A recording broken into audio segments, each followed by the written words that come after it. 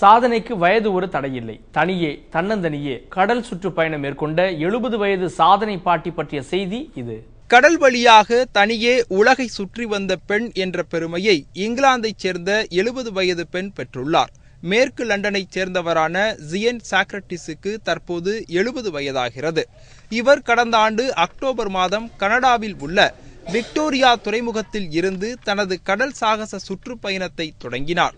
சில மாதங்களுக்கு முன் இவர் தனது கடல் பயணத்தில் ஒரு பகுதியாக தமிழகத்தின் சில பகுதிகளுக்கும் வந்திருந்தது குறிப்பிடத்தக்கது.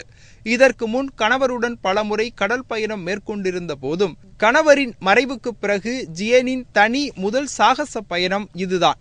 கிட்டத்தட்ட கடல் மார்க்கமாக இவர் சுற்றி வந்த தொலைவு 25,000 மைல்கள். இதற்கு இவர் எடுத்துக்கொண்ட காலம் 259 நாட்கள் ஆகும்.